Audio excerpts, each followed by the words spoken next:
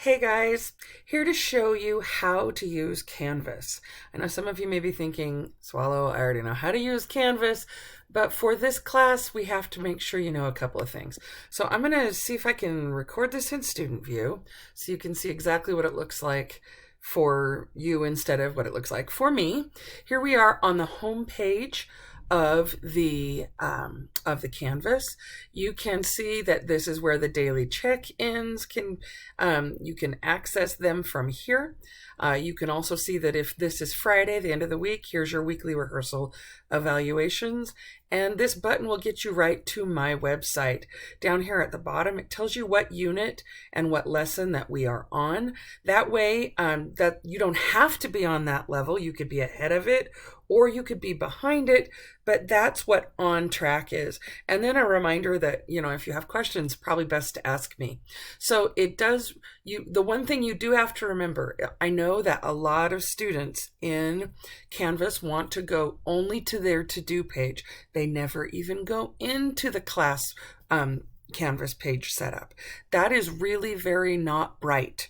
So please make sure that you're going into the actual class and that you're not getting your stuff from a to-do list. It says to go to the modules, so if I click the modules, it will come up here. You'll notice that in each of these modules, it says out to the right-hand side, complete all the items, and it has them arranged. It's got a whole bunch of stuff that is all grayed out and that you will not be able to reach because this class is set up for you to do it in order. So if I want to do it in order, I will need to click on the first page. Can you see these circles off to the side? When you have completed something, it turns green and it has a check mark in it. And if you don't have it, the outline of the circle is red and there's like a minus sign in it. So make sure you are looking to see. You can't outpace the structure of the class. So if we go to the first page, this first page will have information on it. Many times it will have a video on there and it will tell you what you will need to do as you're watching it. A lot of times, especially after we learn how to play, your biggest thing to do is watch the video, then pick up the instrument and watch it again and play along with it. But sometimes, like in Unit 0, you're going to need to go get a study guide. You can get the study guides from me. Remember that if there are words on the page, you should probably take the time to read them. I don't know why I have to tell that to 8th and 9th grade students. It seems like that would be self-evident. Words should be read. But there are lots of kids who are just like, yeah, I don't get it. I'm like, well, did you read it? And it turns out, no, they didn't. Okay, on this one, there are some links and it takes you to my website where you can take a look at things. Unfortunately, my video head is in the wrong place, so I just moved it so you can see down at the bottom. Many times, even though you can go to the next page, if you do not mark this as done, it won't let you go on. Now, for sure, please understand that just because you press mark as done, if you don't really read it and you don't really do it, it will be impossible for you to complete the mastery check coming up. So please just do yourself a lot of favors and just do it. Not hard. And so don't mark it done until you've done it. Many times before you can take the mastery check, you will need to turn in something first.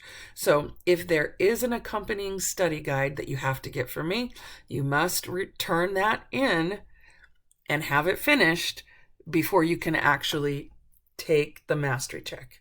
Now, some kids are super bummed because they may take the mastery check and they think, well, I clicked on the page and clicking on the page should be enough. You have to actually score a certain amount. That way I know you understood. Now, some people really get very upset when they're like, but I didn't understand. And so what do I have to do? Do I have to watch the video again? Yeah, you might. Maybe you go back and get your study guide again and you come talk with me and you see what it is that you missed. Come talk to me and tell me which things that you weren't getting. Sometimes I can tell you where in the video that's at.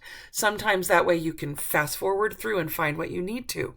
Make sure that when you're actually listening, you're listening to understand. You're paying attention, not just to let it like wash over you and just kind of coat you in the goodness of the YouTube video sensation, but to actually learn something. And so make sure you're interacting with it enough so that any questions you have are easily answered by just rechecking something. Please make sure that you're not waiting for someone to do it for you. Okay, now when you mark this as done, can you see how it changes? And it allows you to go to the next part.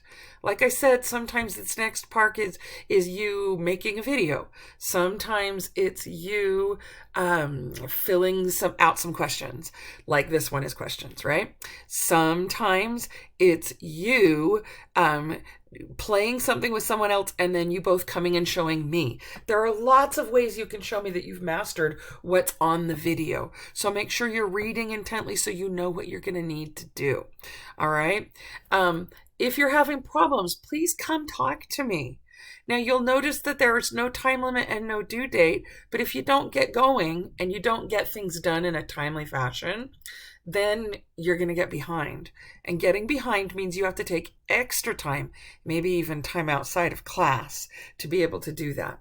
Now, for sure, you need to make sure that you watch the video on doing a daily check-in so that we know how we're communicating with each other, and that you really listen at the beginning of class. Sometime, depending on what you're working on, you may have a group of students with which you can work. Please don't make your grouping of students have anything to do with whether or not you like them, but only whether you're working on the same things. If you're not working on the same things, then you're not respecting each other's time, and then you're wasting our time together.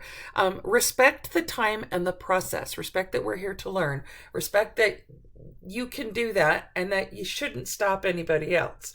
However, collaborating is a really great way to work on something that is tricky and that needs to be repeated and that needs to be practiced. That's a good way to do that. If you're smart, you and your friends will be on the same level at the same time, so you can work together. But if you're not at the same level, that's okay. Better for you to work by yourself. Let me know if you have any questions. Good luck.